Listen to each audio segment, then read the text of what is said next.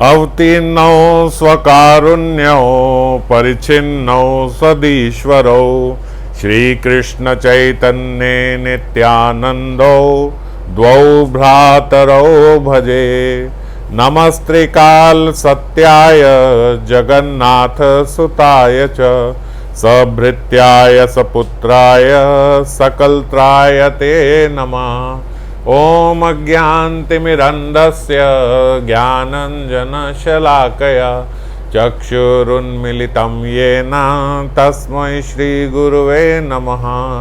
श्रीगौरंगा नित्यानंद श्री अद्वैत चंद्र गदाधर श्रीवासादि गौरभक्तवृंद वाञ्छाकल्पतरुभ्यश्च कृपा सिन्धुभ्येव च पतितानां पावनेभ्यो वैष्णवेभ्यो नमो नमः। तो पिछली बारी हम लोग चर्चा कर रहे थे, श्रीमन महाप्रभु जलेश्वर महादेव के यहाँ गए और उन्होंने श्रीमन नित्यानंद प्रभु को आलिंगन करके नित्यानंद प्रभु की कीर्ति बढ़ाते हुए श्रीमन महाप्रभु ने कहा कि आप ही मेरे सन्यास की रक्षा करने वाले हो और आप ही अगर इस प्रकार की लीला करोगे तो कैसे काम चलेगा।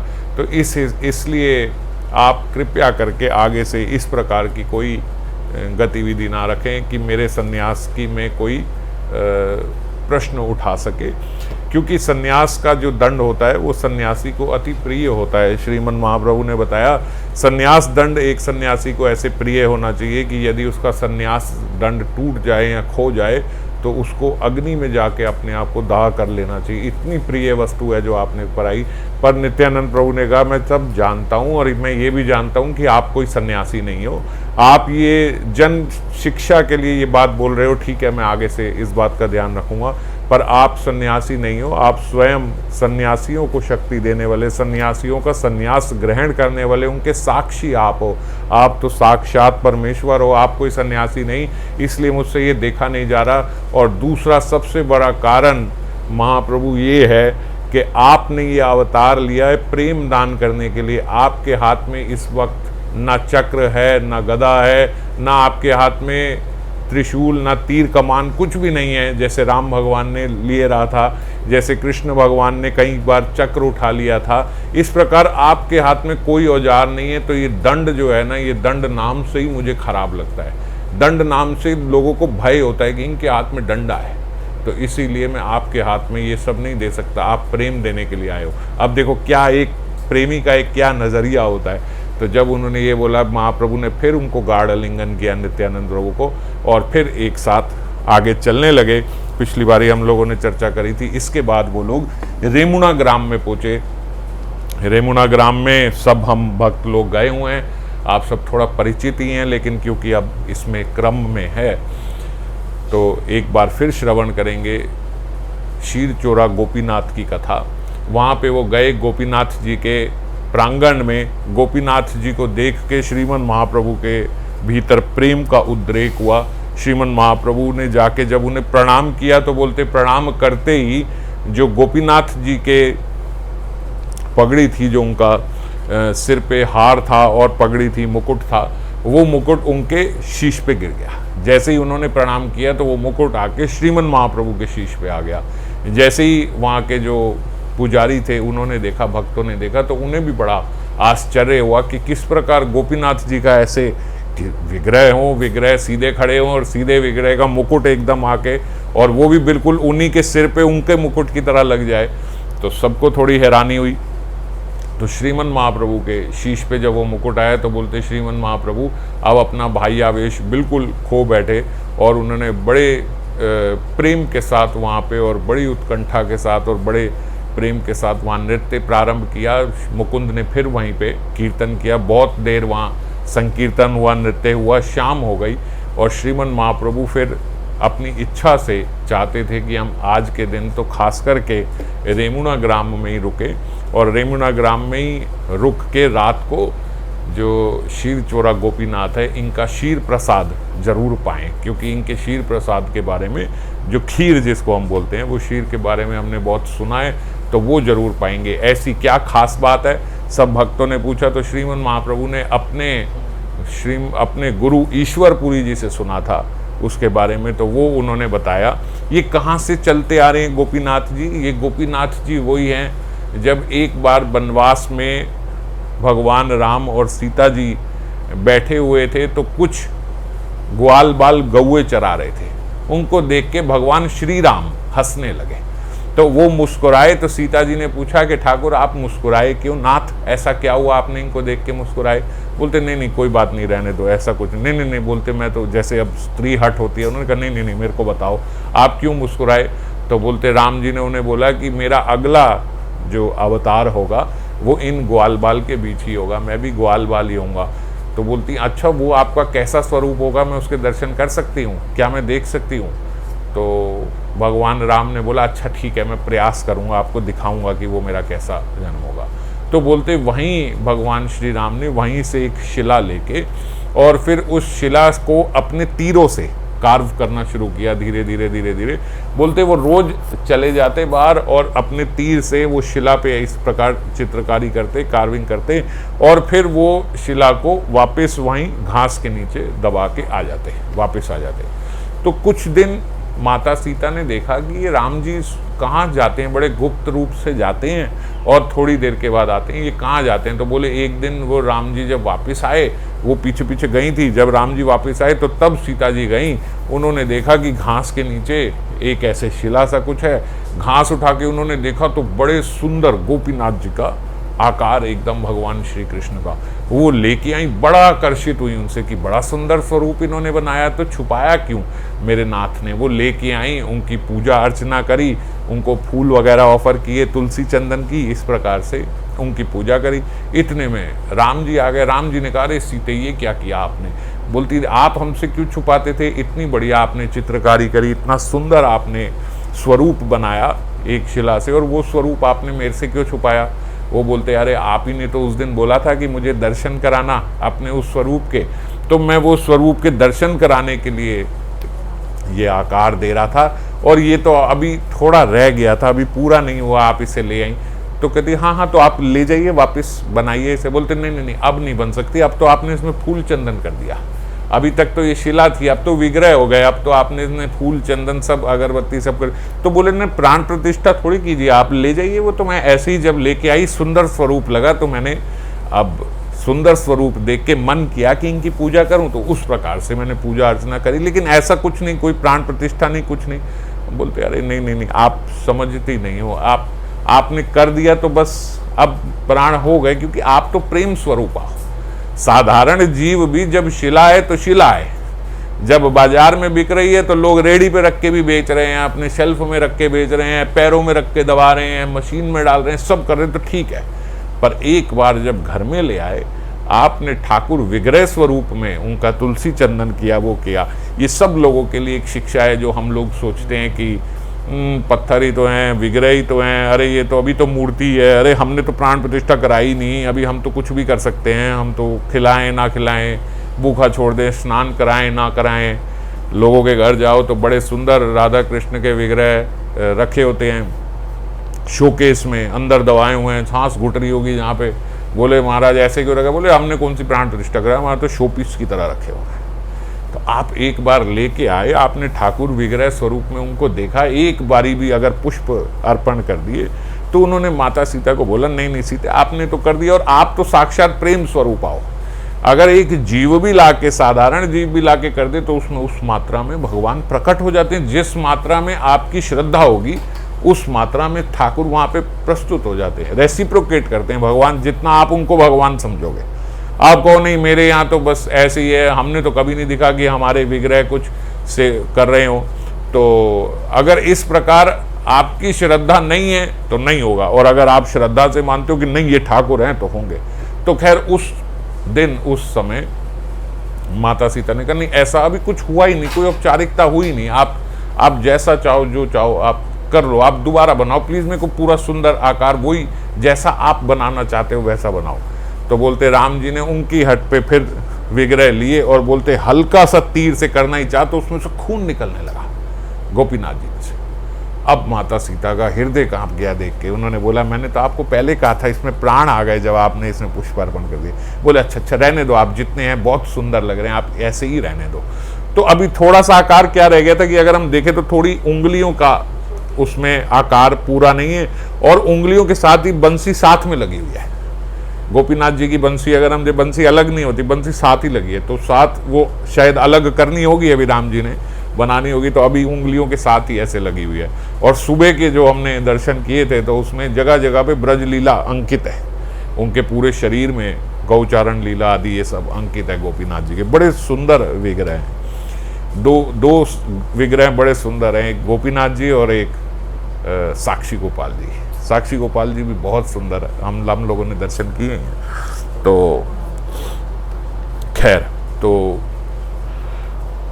फिर वो माता सीता ने बोलते वहीं पे रह के कुछ समय तक उन्होंने उनकी पूजा अर्चना करी गोपीनाथ जी की, और फिर वो गोपीनाथ जो वहीं पे सन्यासीगण थे जो वहाँ पे रहने वाले थे वो उनको दे आई, फिर उन्होंने पूजा करी, और कालांतर में फिर समय के साथ साथ वही गोपीनाथ जी अब यहाँ रेमुणा में पहुँचे।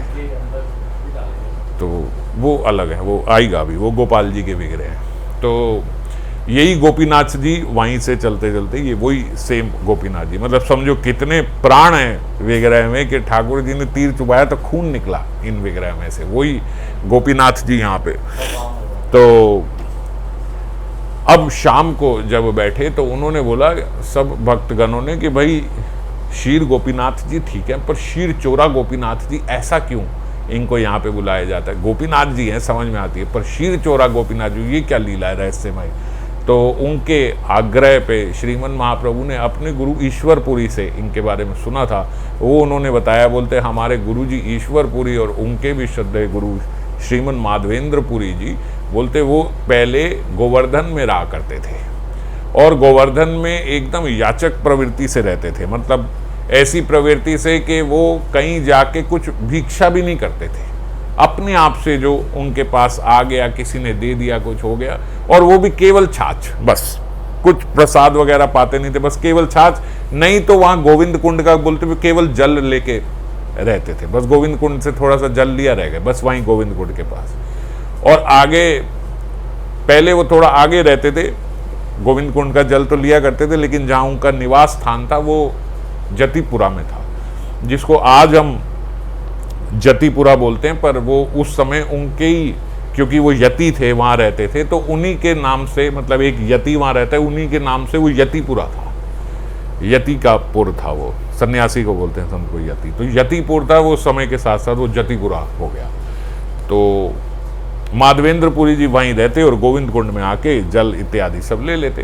तो एक बार बोलते वो वहीं पे 2 दिन 3 दिन 4 दिन बीत गए, उन्होंने ना कुछ प्रसाद पाया ना खाया, वो बड़ी एक मस्ती अवस्था में रहते थे, मतलब चलते चलते कहीं पे भी गिर गए, कहीं पे भी उठ गए, प्रेमावस्था में, कुछ पता ही नहीं है शरीर का कि शरीर को क्या हो रहा है, प्रेम में लोटपोट हो गए, रज में ही लेटे रहे, लेटे लेटे भजन करे, कभी उठे, कभी अपने किसी प्रकार से रुदन किया, कभी हंसने लगे, बड़े अजीब से ढंग से वो रहते थे, लेकिन उन्हें बाहर की कोई स्मृति नहीं रहती थी। तो एक बार बोलते वो वहीं गोविंद कुंड में जल पीने आए थे, और वहीं गोविंद कुंड का जल लेके साथ में वहीं बैठ गए। अब वहाँ बैठे बैठे ही न जाने कौन सी मस्ती में चले गए, बोलते रात भर वहीं हरि नाम लेते रहे। रात में थोड़ी देर के लिए उनको थोड़ी सी निद्रा हुई, तो हल्की सी बोलते निद्रा होते ही, पहले निद्रा से पहले की बात, पहले मैं आगे चला गया, पहले जब वो वहाँ बैठे हुए थे गोविंद कुंड के पास ही, तो उनके पास एक बालक आया। उस बालक को देख के माधवेंद्रपुरी का हृदय जो है वो बड़ा प्रसन्न हुआ, बड़ा सुंदर बालक, बड़े प्रसन्न हुए कि इतनी सुंदर आकृति। उन्होंने बालक का हाथ पकड़ लिया, हाथ पकड़ के पूछा तुम कहाँ के हो? उन्होंने बोला बाबा मैं तो यहीं का हूँ और आपके लिए छाछ लेके आया हूँ। उसने कहा तुम्हें कैसे पता कि मुझे छाछ की ज़रूरत है, मैं छाछ पीता हूँ? बोले मैं ना जानता कि आप छाछ पीते हो, कि आप क्या पीते हो, वो तो यहाँ पे गोपियाँ जो हैं यहाँ पे पानी भरने आती हैं गोविंद कुंड में, तो मेरी मैया भी आई थी, उन्होंने बताया कि भाई ये जो सन्यासी है इसने कुछ खाया नहीं पिया नहीं, हमने तो काफ़ी समय देखा इसको, वो वहीं पे बैठा रहता है, तो तुम जाके उसको छाछ ले आओ। बोला बालक तुम क्या करते हो बच्चे? बोले मैं तो गौवा चराता हूँ, मैं तो कुछ भी नहीं करता, हमारी थोड़ी सी गौएं हैं, वो रोज चराने के लिए जाता हूँ। अब आप मेरे से ज़्यादा बातें मत करो, मेरी गौआ इंतजार कर रही है, आप फटाफट से ये छाछ ले लो और छाछ पी के यहीं बर्तन रख देना बाबा, मैं आऊँगा तो फिर ये बर्तन लेके जाऊँगा, नहीं तो मैया डांटेगी मेरे को। उसने कहा अच्छा अच्छा ठीक है। बोलते वो गए तो अब वो गए तो फिर उनको देखने की इच्छा हुई तो दिखे नहीं, लेकिन उनके बोलते सौंदर्य से, उनके माधुर्य से, उसने जितने मीठे वचन से बोला, बोलते उस बालक में उनका बड़ा मन चला गया। तो उन्होंने वो खैर छाछ पी और छाछ पी के बोलते बर्तन धो के जान के एकदम द्वार पे ही रखा, बाहर नहीं रखा कि जब दोबारा आएगा तो फिर एक बार उसको देखूंगा, उससे बात करूंगा। बड़ा मन मोह लिया उस बालक ने। अब रात को वहीं बैठे हरि नाम करते इंतजार करे, वो बालक आया नहीं और करते बोलते उनकी निद्रा लग गई, हल्की सी निद्रा का झोंका आया। उसी में स्वप्न में वो बालक आया और वो बालक ने उन्हें बोला कि बाबा मैं गोपाल हूं, तुम उस समय मेरा नाम पूछ रहे थे, मैंने तुम्हें नाम बताया नहीं, मेरा नाम गोपाल है और मेरे जो विग्रह हैं ना वो ऐसे ऐसे यहाँ थोड़ा सा आगे जाके वो झाड़ियों के नीचे मेरे विग्रह दबे हुए हैं और कई हजार साल से मेरे को वहीं पे दबाया हुआ है। मुझे वहाँ बड़ी गर्मी भी लगती है, कभी सर्दी में इतनी सर्दी लगती है, वर्षा होती है, सब मेरे को सहन करना पड़ता है और बहुत तेज भूख प्यास लगती है। तो मैं कब से तुम्हारी राह देख रहा था कि कब माधवेंद्रपुरी जी आएंगे और मुझे निकालेंगे, आप मुझे जाके वहाँ से निकालो और मेरी यहीं पर स्थापना करो। ऐसे जैसे उन्होंने स्वप्न देखा, एकदम चौंक के खड़े हुए तो देखा अभी तो पात्र वहीं पड़ा है, वो बालक आया नहीं। अब स्वप्न में कहते यही बालक आया, ये कौन बालक है जो कह रहा है मेरा विग्रह पड़े हैं, ये पड़े हैं, वो पड़े हैं। अगले दिन सुबह बोलते माधवेंद्रपुरी ने आसपास के जो गांव वाले थे सबको एकत्रित किया, सबको बोला ऐसे ऐसे चलो, वहाँ पे एक विग्रह है उस झाड़ी के नीचे। सब ने कहा भाई वहाँ तो कोई विग्रह नहीं है, वो तो थोड़ा घना सा जंगल है, बड़ी बड़ी झाड़ियाँ हैं, वहाँ तो जा ही नहीं सकते। बोले आप चलो, वो कटारी वगैरह सब लेके, चाकू अपना सब लेके हथियार, वो फटाफट से थोड़ी झाड़ी वाड़ी हटाओ और वहाँ से चल के निकालेंगे। अब क्योंकि अच्छे बड़े संत थे माधवेंद्रपुरी, तो सब ऐसे मान गए कि भाई ये कह रहे हैं तो कोई बात होगी। और जब वहाँ गए और थोड़ा सा खोदा तो बोले नीचे विग्रह दिखने लगे। जब विग्रह दिखने लगे तो सब बड़े चमत्कृत हुए कि आपको कैसे मालूम? बोले वो पीछे की बात है, मेरे को कैसे मालूम, तुम निकालो विग्रह। अब निकालने के लिए बोलते एक दो ब्रजवासी नीचे को गए और जब निकालने लगे तो वो निकले ही ना विग्रह, विग्रह बहुत भारी। उन्होंने कहा ऐसे तो नहीं निकलेंगे, तो कई ब्रजवासी थे, फिर कई लोगों ने मिलके विग्रह को निकाले। तो उस समय काफी मिट्टी लगी हुई पुराने जैसे विग्रह थे। अब उनको जब देखा, आहा भगवान कृष्ण की आकृति, तो माधवेंद्रपुरी को सुध आई, अरे वो बालक कोई और नहीं, वो तो स्वयं कृष्ण थे। अच्छा, उसने अपना नाम गोपाल बताया था, अरे गोपाल ही तो हैं, ये गोपाल ही तो हैं। तो इसीलिए उस विग्रह का नाम भी गोपाल हो गया, जो वो विग्रह निकले। अब उन विग्रहों को निकाला गया, गोविंद कुंड से जल भर भर के बोलते वो उन विग्रह को अच्छे से स्नान किया, अच्छे से साफ किया और वहीं गोवर्धन के ऊपर, जहाँ उन्होंने बोला था वहीं गोवर्धन के ऊपर ले गए। एक शिला, बड़ी शिला, गोवर्धन शिला ही बिछाई गई, नीचे लेटाई गई। उस लेटाने के बाद उसके ऊपर चद्दर लगाई, पीछे एक और गोवर्धन शिला सहारे के लिए लगाई और वहीं गोपाल जी की स्थापना करी। और वहीं स्थापना करने के बाद फिर औपचारिकता से अभिषेक किया और उस अभिषेक के लिए नीचे गोविंद कुंड से ही बोलते 900 घड़े भर के लाए, अच्छे से अभिषेक किया। फिर बढ़िया से उसमें घी से उसकी मालिश करी विग्रह की, और घी से मालिश करने के बाद ठाकुर जी की फिर दोबारा उनको नहलाया गया और फिर उस पर इत्र आदि चंदन फूल माला सब करके अब माधवेंद्रपुरी जी ने कहा कि भाई अब अच्छे से ये हमारे गोपाल जी हैं। अब ब्रज में उसी समय गोवर्धन में और वहीं से प्रकट हुए, नीचे से निकले, तो सब हल्ला मच गया कि भैया ये जो यहाँ यति रहते हैं, ये जो यहाँ संत सन्यासी रहते हैं, इन्होंने तो विग्रह ठाकुर जी के निकाल दिए वहाँ से। तो बड़ा हल्ला मच गया। अब सब गांव वाले आए और सब अपना अपना अन्न प्रसाद वगैरह सब लेके आए। तो उन्होंने बोला भाई देखो ऐसा है, यहीं पे अब बनाएंगे, आज ठाकुर जी का 56 भोग करेंगे। तो वहीं माधवेंद्रपुरी जी ने सब सामग्री ला के 10 ब्राह्मण बोलते उस समय सब्जी बनाने में लगे, 5-7 ब्राह्मण केवल चपातियाँ बनाने में लगे और बिल्कुल जैसे अन्नकूट का प्रसाद होता है उस प्रकार से अन्नकूट ही बड़े सारे चावल सब्जी बड़ी भारी मात्रा में उस समय उसी समय बनाई गई। वहाँ ठाकुर जी को भोग लगाया गया। भोग लगाने के बाद फिर तुलसी चंदन इत्यादि सब करके, चंदन माल्यम करके आरती की गई। वो आरती करने के बाद जितने ब्राह्मण लोग थे, जिन ब्राह्मणों ने अभिषेक किया था, सब किया था, माधवेंद्रपुरी जी ने कहा ये सारा जो प्रसाद है ये पहले इन ब्राह्मणों को अर्पण किया जाए। उन ब्राह्मणों को सबसे पहले खिलाया गया, ब्राह्मण की जो पत्नियां थी, ब्राह्मण पत्नियां, उनको खिलाया गया, और फिर जितने गाँववासी थे वो सब गाँववासी को खिलाया गया।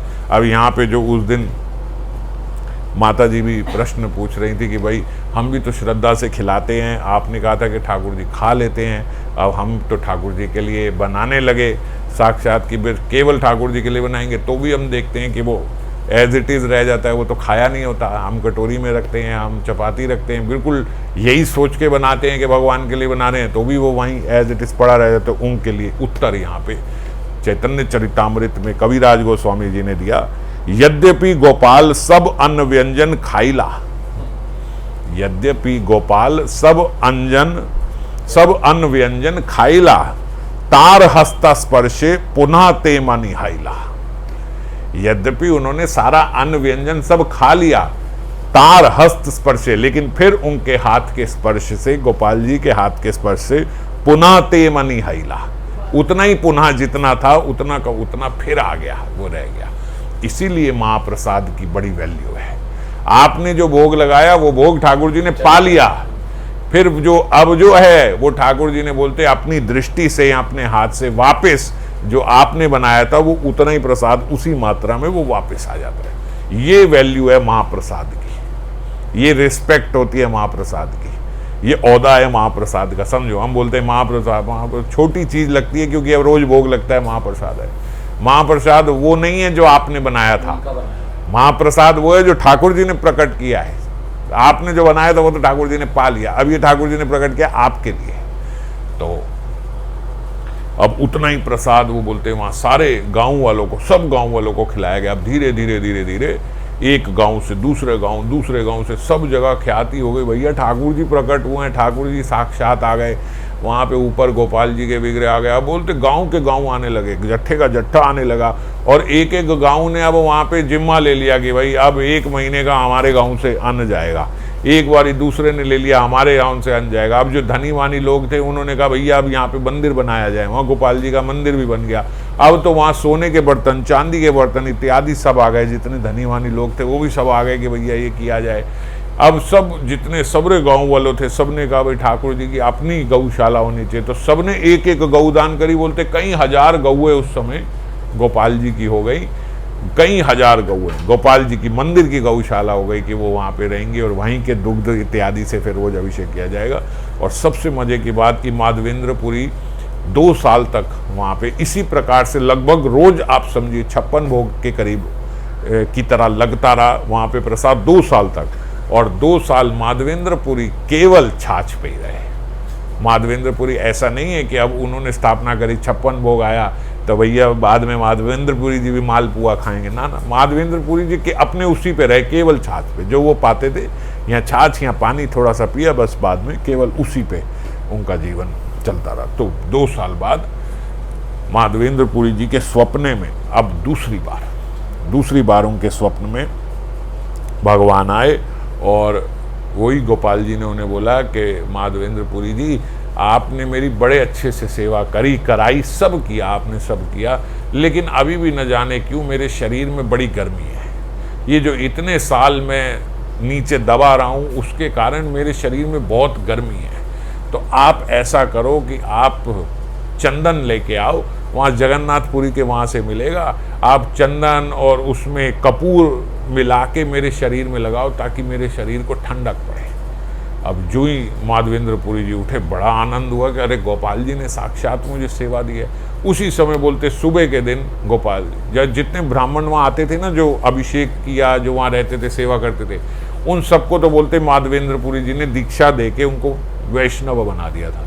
और 2 बंगाली वैष्णव उस समय खास करके थे जिनको माधवेंद्रपुरी जी ने जाते समय सेवा सौंपी कि भाई इनकी गोपाल जी की सेवा आप करोगे। वो 2 बंगालियों को दी गई और उनको सारा कुछ उन्हें पता ही था, सब उनके जिम्मे सौंप के वो चल दिए।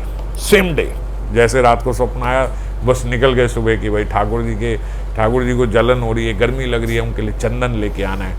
अब जब वो निकले तो बोलते बंगाल से होते हुए गए तो अद्वैताचार्य के घर पे ही उस समय उस समय की बात है। माधवेंद्रपुरी अद्वैताचार्य के घर रुके और वही समय है जब अद्वैताचार्य ने माधवेंद्रपुरी जी को, अब ख्याति तो हो गई थी, जान गए थे कि माधवेंद्रपुरी ऐसे ऐसे वहाँ रहते हैं और इन्होंने ही गोपाल जी के विग्रह प्रकट कराए। तो अद्वैताचार्य ने उनसे प्रार्थना करी कि मैं आपसे दीक्षा लेना चाहता हूँ, और उसी समय फिर अद्वैताचार्य की माधवेंद्रपुरी से दीक्षा हुई थी। उस समय की पहले की बात है। तो माधवेंद्रपुरी जी ने उन्हें दीक्षा दी, उसी समय फिर दीक्षा लेके आगे आगे आगे आगे गए। तो आगे आगे जगन्नाथपुरी जाने से पहले अब माधवेंद्रपुरी जी पहुंचे रेमुणा ग्राम में।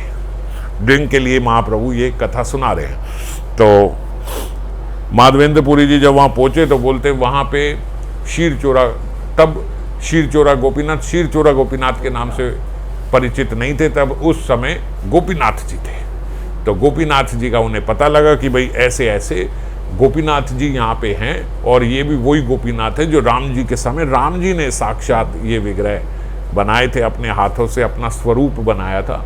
तो नेचुरली जब ये पता लगा तो माधवेंद्रपुरी जी वहाँ दर्शन करने गए। दर्शन करके विभोर हो गए, वो भी वहाँ नृत्य करने लगे, कीर्तन करने लगे। और वहाँ पे उन्हें पता लगा कि भाई यहाँ एक प्रथा है कि गोपीनाथ जी को रात को 12 कसोले शीर के भोग लगाए जाते हैं, और खास अमृत केली उसको नाम दिया गया कि ये अमृत केली इनको भोग लगती है 12 कसौलों में, और बड़ी मतलब स्वादिष्ट हुआ करती है, और बड़े ठाकुर जी के लिए ही स्पेशल यहाँ बना करती है। तो माधवेंद्रपुरी जी के मन में आया कि मैं यहाँ पुजारी जी से पूछूं कि ये बनती कैसे है भाई, क्योंकि वहाँ गोपाल जी भी हैं, अगर ऐसी कोई बढ़िया चीज़ है, स्वादिष्ट चीज़ है, तो हम भी अपने गोपाल जी के लिए वहाँ बनाया करेंगे। भाई वहाँ हजारों गौए हैं सब हैं, तो गऊ के दूध से बढ़िया बनाया करेंगे। पता लगे एक बार कैसी बनाते हैं, क्योंकि अमृत केली थोड़ी अलग बनती है, गुड़ से बनती है, शहद से बनती है, किससे। तो उन्होंने वहाँ पुजारी जी से सब पूछा। अब जब पुजारी जी से सब पूछा तो एक मन में कहीं इच्छा आई कि अगर थोड़ा सा पाने को भी मिले ठाकुर जी का प्रसाद, भोग वृत्ति से नहीं, प्रसाद वृत्ति से ही उनके मन में आया कि थोड़ा पाने को भी मिले। अब जब आप पूरी रेसिपी सुन लेते हो तो एक बार होता है ना भाई, पाए कैसी है, तो फिर हम अपने गोपाल जी के लिए बनाएंगे तो समझ में आएगा भाई ऐसी बनानी है उनके लिए। अभी तो थ्योरी है, आपको थ्योरी सिखा दी, भैया जाओ पानी में जाओ, एक हाथ ऐसे मारो, एक ऐसे मारो, पैर ऐसे मारो, ऐसे मारो। अब ऐसे कोई तैरना थोड़ी ना सीखता जब तक चला ना जाए। तो उन्होंने कहा जब एक बार थोड़ा खा लूँगा पता लग जाएगा, तो ऐसे हो जाएगा। अब क्योंकि अभी तो भोग लगना था, ये तो शाम की बात है, उनको पहले ही पता लगा कि ऐसे ऐसे लगाए जाते हैं और जाते हैं। तो ठाकुर जी के भोग लगने से पहले ठाकुर जी के भोग को स्वाद करने की उनके भीतर जो इच्छा आई, उस इच्छा से ही उनके मन में बड़ा गिल्ट हो गया कि अरे मेरे से बड़ा पापी कोई नहीं है। अभी तो ठाकुर जी ने पाया नहीं था, अभी तो पाया नहीं, और मेरी भोग दृष्टि उस पर चली गई। इसीलिए प्रसाद का खास बोला जाता है कि आप जगन्नाथपुरी में देखो तो वो नाक में, मुंह में सब कपड़ा लगा के रखते हैं कि भैया खुशबू भी हमारे अंदर ना चले, अगर खुशबू चली गई तो फिर खराब हो गया, अब ठाकुर जी के लिए भोग लगने लायक नहीं है। तो इसीलिए कपड़ा वपड़ा सब लगा के वो भोग लेके जाते हैं कि हम किसी प्रकार से भोग ना करें। तो माधवेंद्रपुरी जी ने कहा भाई मेरी इच्छा हो गई, आप अब इसीलिए कहीं लेके जाते तो आप देखते ऊपर कपड़ा डाल के लेके जाते ठाकुर जी के, कि भाई आम जनता या इधर उधर घर के लोग ना देख लें, कहीं घर के लोगों का मन ना हो जाए। और हम लोग तो आजकल बोलते ही हैं मेरा ये खाने को मन है, ये भोग लगा दो। तो ये जब आपके भीतर ही आ गया मेरा खाने को मन है, भोग लगा दो, तो फिर बोलते वो सही तरीका नहीं है। ठीक है, मैं फिर बार बार यही बोलता हूँ कि भोग तो लगाएं ना, ये तो सही है कि ये कार्य करें, अच्छा है ये, पर उत्तम नहीं है। उत्तम ये है कि भोग लगा, आपको पता ही नहीं है, बनाने वाले को पता है, खाने वाले को पता ही नहीं है, जब आएगा प्रसाद तब पता लगा भाई आज ये प्रसाद है, ये उत्तम ये है।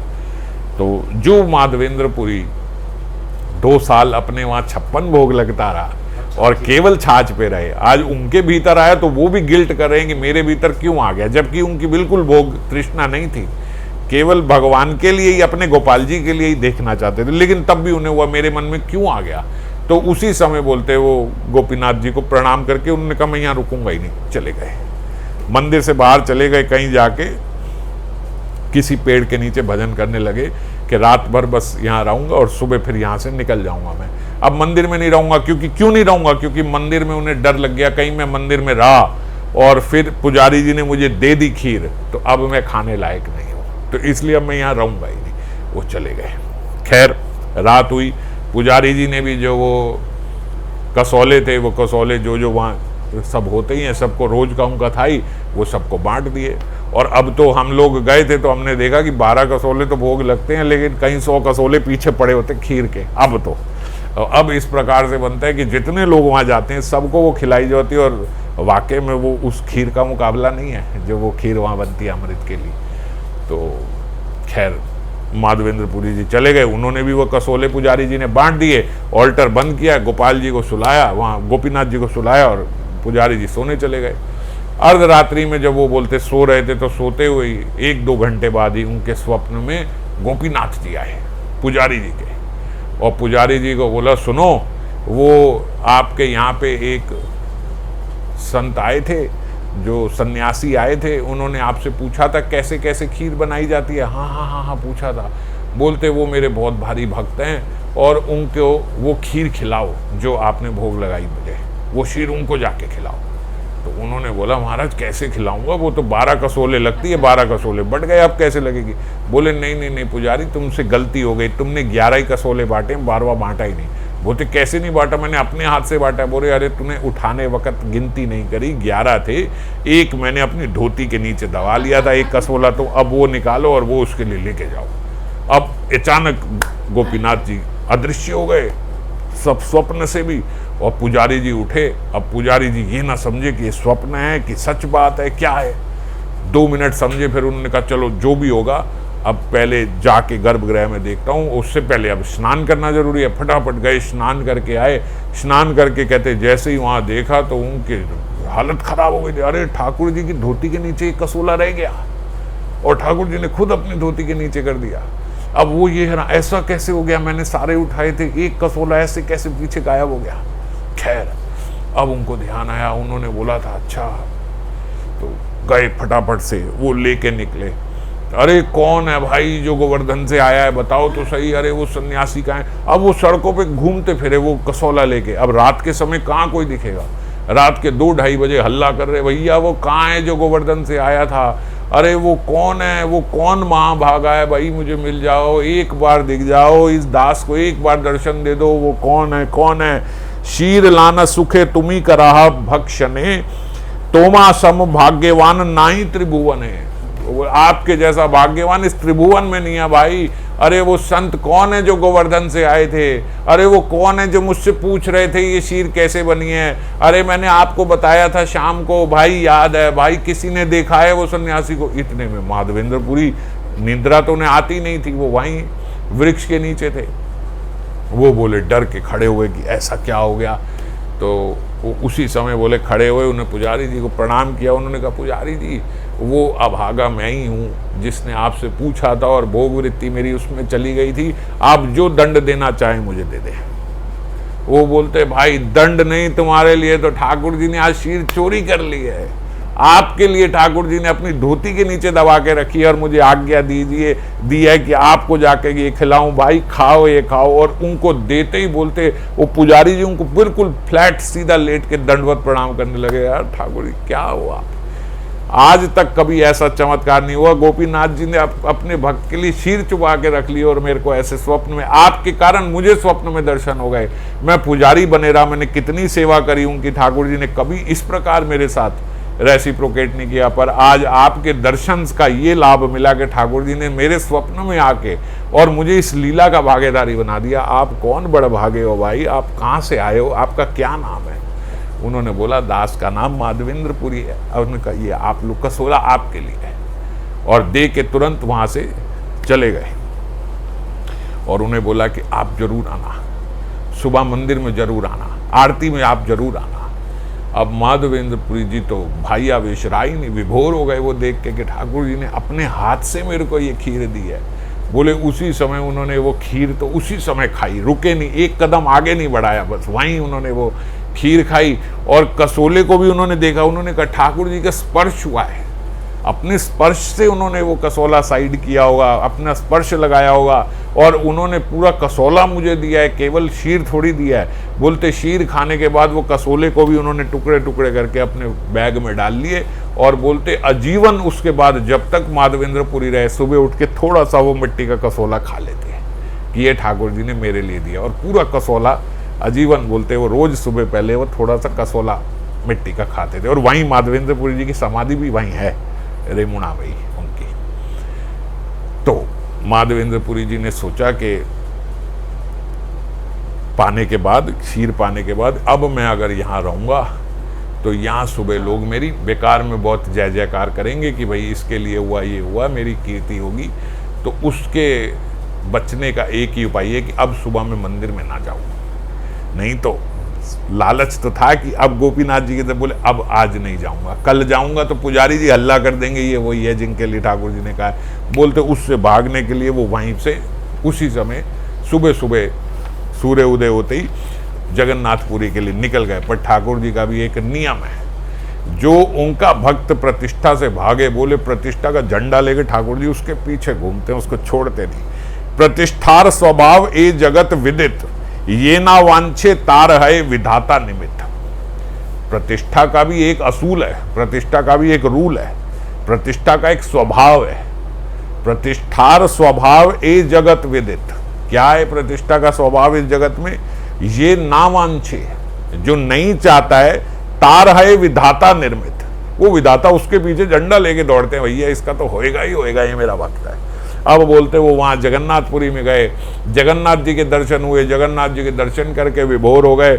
और जो ही जगन्नाथ मंदिर से बाहर निकले, बोले आधा जगन्नाथपुरी वहीं पे खड़ा हुआ था पुरी भैया। उन्होंने कहा माधवेंद्रपुरी जी आए हैं, ये वही है जिनके लिए ठाकुर जी ने शीर चुराई थी। आज तक वो गोपीनाथ थे, आज शीर चोरा गोपीनाथ हो गए हैं। और पुजारी जी बोलते गोपीनाथ जी बड़े खुश होते हैं।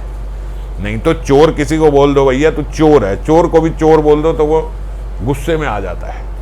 कुत्ते को भी बोलते कुत्ता ना बुलाओ तो वो, लेकिन ठाकुर जी आज तक अपना नाम शीर चोरा गोपीनाथ क्यों कहलाते हैं? बोलते केवल गोपीनाथ नहीं बोलना, शीर चोरा गोपीनाथ बोलना। पुजारी जी को बोला कि मेरा नाम शीर चोरा गोपीनाथ कर देना, क्योंकि जब जब शीर चोरा गोपीनाथ बोला जाएगा तब तब लोगों को माधवेंद्रपुरी की स्मृति आएगी। अब देखो उनकी ख्याति करने के लिए कहाँ तक ठाकुर जी भागे, अनंत काल तक अपना नाम शीर चोरा गोपीनाथ कर दिया कि जब जब शीर चोरा गोपीनाथ बोलोगे हर कोई पूछेगा भैया शीर चोरा गोपीनाथ जी के पीछे क्या लीला है, तो मेरे भक्त माधवेंद्रपुरी जी की ख्याति होगी उस समय। तो इसीलिए बड़े ठाकुर जी खुश होते हैं जब अपने भक्तों के साथ नाम जुड़ जाए तो बड़े खुश होते हैं। तो शीर चोरा गोपीनाथ तब से कहलाने लगे। अब माधवेंद्रपुरी जी के वहाँ दुनिया उमड़ पड़ी, माधवेंद्रपुरी जी का लो कल्लो बात, इसी के लिए तो मैं भाग के आया था, ये यहाँ पे आ गए। उसी समय कहते हैं उन्होंने जो वहाँ के ऑफिशियल कर्मचारी जो थे, क्योंकि ये सब लेना, चंदन लेना, ये सब करना, ये सब ऑफिशियली मिलता था, फ्री नहीं था आप ऐसे जाके दुकान से उठा लाओ, ये गवर्नमेंट के पास होता था ये सारा इसका स्टॉक जो है। तो एक मन चंदन उन्होंने बोला था लेके आना, गोपाल जी ने बोलते सारा चंदन उन्होंने उठाया और इतनी लेबर, इतना उठा के जो लेके आए, इतना जो वो करे, बोले उन्हें कोई कष्ट नहीं होता था, वो प्रेम में विभोर थे, वो तो बड़े खुश आनंद में थे कि ठाकुर जी ने मुझे ये सेवा दी है। और वो लेके बोलते वो वहीं से उसी दिन पुरी से भी निकल गए कि भैया पुरी में लोग हुए। और एक दिन चलते चलते फिर रेमुणा में पहुँचे। रेमुणा में उनको एक लालच हुआ कि गोपीनाथ जी के एक बार और दर्शन कर जाऊं, पता नहीं फिर कभी दर्शन होंगे या नहीं होंगे।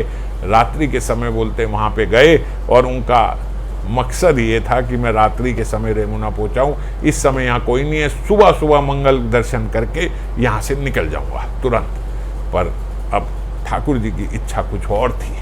रात को ही माधवेंद्रपुरी के स्वप्न में एक बार फिर गोपाल जी आए। अब कितनी बार आए? तीसरी बार आए।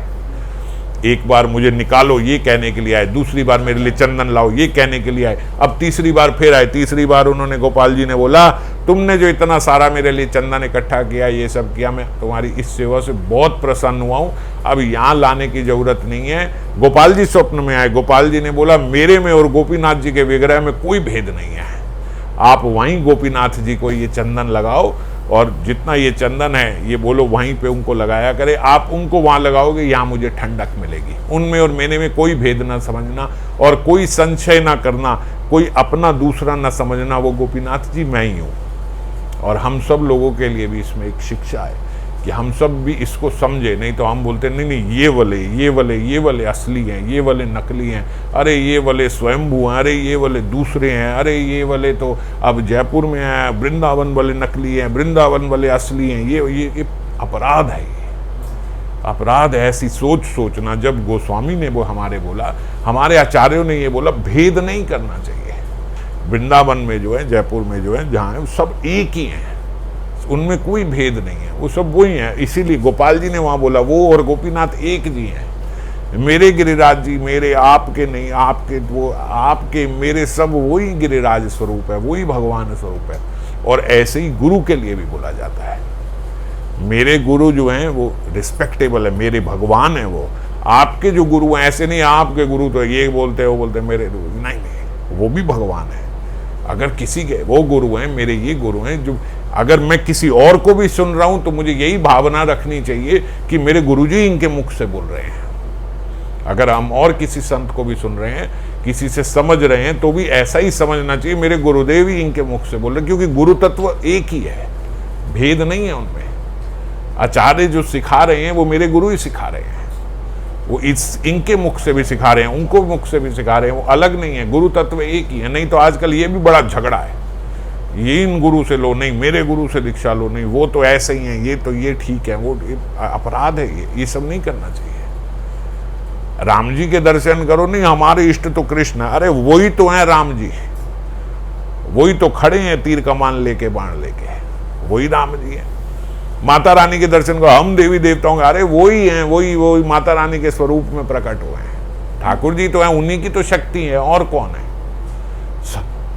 सब वही है, ठाकुर जी हैं। तो इसीलिए इस प्रकार के अपराधों से हमें बचना चाहिए, ये वाले नहीं, वो वाले नहीं, वो हमारी परंपरा के नहीं है, ये उस परंपरा के हैं, ये इस परंपरा से सेवित है, इन सब झंझट में कभी नहीं फंसना चाहिए। भगवान है, ठाकुर जी है, वो तो ये बोल रहे हैं, ये उस परंपरा के बोल रहे हैं, हमारे, अरे कोई बात नहीं। वो आपको कोई बात अच्छी लग रही है, वो मेरे गुरुजी उनके मुख से बोल रहे हैं, एक ही है। गुरु तत्व दो नहीं होते, भगवत तत्व दो नहीं होते, एक ही भगवान है, वही सब सारे उन्हीं की शक्तियां और उन्हीं के स्वरूप है। तो गोपाल जी ने बोला मेरे में और गोपीनाथ जी में कोई भेद नहीं, आप वहीं लगाओ। सुबह उठ के उन्होंने पुजारी जी को बोला कि ऐसे ऐसे स्वप्नादेश हुआ है, आप अब पुजारी जी उनकी बात को कहाँ हल्के में ले सकते हैं। पुजारी जी ने बोला आप आज्ञा करो, कैसे कब से करना है। 1-2 दिन बाद ही अक्षय तृतीया थी, उन्होंने बोला अक्षय तृतीया के शुभ दिन से ही ये चंदन यात्रा शुरू करते हैं, क्योंकि बहुत सारा चंदन था, एक दिन तो लगेगा नहीं। तो बोलते अक्षय तृतीया से 21 दिन तक, फिर आज अंतिम दिन है। तो अक्षय तृतीया में जैसे हम लोगों ने भी अपने गिरधारी को सबको चंदन लगाया था, आप लोगों ने देखा होगा, वृंदावन इत्यादि सब जगह चंदन लगता है। ठाकुर जी को, किशोरी जी को भी चंदन लगाया जाता है, निताई गौर को भी चंदन लगाया जाता है। भगवत तत्व है, भगवान है, सब एक ही हैं। तो इसी प्रकार से नरसिंह भगवान को भी मायापुर में चंदन लगाया जाता है, जगन्नाथ जी को चंदन लगाया जाता है पूर्ण रूप से। तो आज उसका अंतिम दिवस है चंदन यात्रा का, जो अक्षय तृतीया से शुरू होती है। तो वही अक्षय तृतीया से जो चंदन यात्रा शुरू होती है, जो अक्षय तृतीया पे चंदन यात्रा चंदन लगाया जाता है, ये माधवेंद्रपुरी जी ने उस समय शुरू किया था, भगवत आज्ञा से ही शुरू हुआ था। तो फिर वहीं पे चंदन इत्यादि किया गया। और यहाँ श्रीमन महाप्रभु ने बताया कि देखो माधवेंद्रपुरी जी के, श्री गुरुदेव के मैं जितने गुण गाऊं वो कम है, जितने गुण गाऊं वो कम है। ठाकुर जी ने उनका एक प्रकार से देखना चाहा, तो उन्होंने उनको बोला जाओ एक मन लेके आओ चंदन। बोलते एक मन चंदन लेके आने के लिए, फिर उसके साथ कपूर लाने के लिए, सब लाने के लिए एक तृण भर भी उनके मन में ख्याल नहीं आया कि मैं अकेला वृद्ध जीव कहाँ जाऊंगा, कहाँ से एक मन लेके आऊंगा। ठाकुर जी बोले कोई प्रश्न नहीं। वहीं से उसी समय रात को स्वप्न आया, अगली रात उन्होंने गोवर्धन में नहीं काटी, निकल गए, उसी दिन निकल गए सेवा बांट के और चल दिए। और फिर कैसे कैसे जगन्नाथपुरी में, फिर जगन्नाथपुरी में लेके ढोके सब जगह से, वो तो अपना निकलना चाहे, लेकिन ठाकुर जी ने वहीं रेमुणा में रोक दिया, रुक जाओ अब और मत आओ, देख लिया मैंने तुम्हारा भैया, तुम दासों के दास हो, पक्के भगत हो तुम, मैंने देख लिया, वहीं रहो, वहीं पे लगाओ। तो श्रीमन महाप्रभु ने ये बताया, बोलते उनके कितने गुण आप देखो।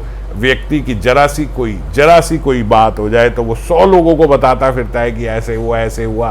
वो अपनी ख्याति कराना चाहता है, बड़ा प्रसन्न होता है अगर कोई उनके बारे में बोले। और वो ख्याति से भागना चाहते थे, वो चाहते थे कि मेरा किसी को पता ही ना लगे कि कोई मैं हूँ।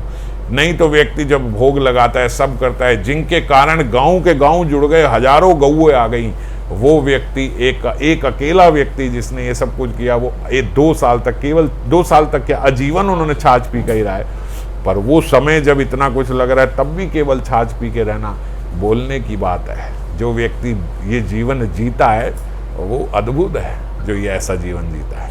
ये हम लोगों के बोलने की साधारण बात नहीं है। ये साक्षात ठाकुर जी जिनके स्वप्न में आए और ठाकुर जी का ही प्रसाद बन रहा हो तो ठाकुर जी का प्रसाद पाने में क्या दिक्कत है।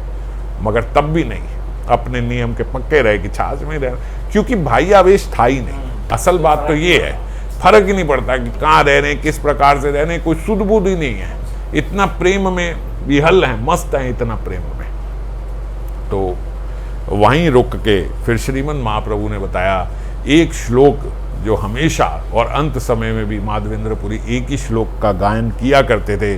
अय दीन दयाद्र नाथ हे मथुरा नाथ कदावलोक्यसे हृदयम त्वद आलोक कातरम दैत भ्रम्यति किम करोमि अहम्। असल में ये राधा रानी ने ये कृष्ण के लिए बोला है कि हे मेरे ठाकुर, हे दीन दयाद्र नाथ, हे मथुरा नाथ, कदा आप कहाँ चले गए, आप कहाँ चले गए नाथ। मैं आपको क्योंकि देख नहीं पा रही हूँ इसलिए हृदय बड़ा कातर हो रहा है। हे प्रेमी, मैं आपको कब देख पाऊंगी, अब कब मैं आपके बिना मन नहीं लगता। ये तात्पर्य है इस श्लोक का। और यही श्लोक इसी भाव में, क्योंकि मंजरी स्वरूप है तो किशोरी जी के लिए उन्हीं के भाव का ये वो श्लोक गाया करते थे। किशोरी जी और मंजरी जो होती है अभिन्न दे अभिन्न प्राण, तो उनके भावों को ही फील कर रहे हैं। ये उनका निजी भाव नहीं है, ये उनका निजी भाव नहीं, किशोरी जी का भाव है। तो किशोरी जी के भाव को ही फील करके ये आजीवन बोलते इसी श्लोक का वो गायन किया करते थे। इसके बाद श्रीमन महाप्रभु भी बोलते भाई आवेश खो बैठे, और फिर उन्होंने भी बताते बताते ये पूरी रात संकीर्तन किया, मुकुंद ने कीर्तन किया। और फिर सुबह उन्होंने गोपीनाथ जी के वो दिव्य दर्शन करे जो उनके पूरे अंग में सारी लीलाओं का वो था। और फिर उस दिन वहीं पे रह के, और जब माधवेंद्रपुरी जी श्रीमन महाप्रभु आगे को निकले तो फिर आगे कहाँ गए ये हम लोग अगली बारी चर्चा करेंगे। जय राधे।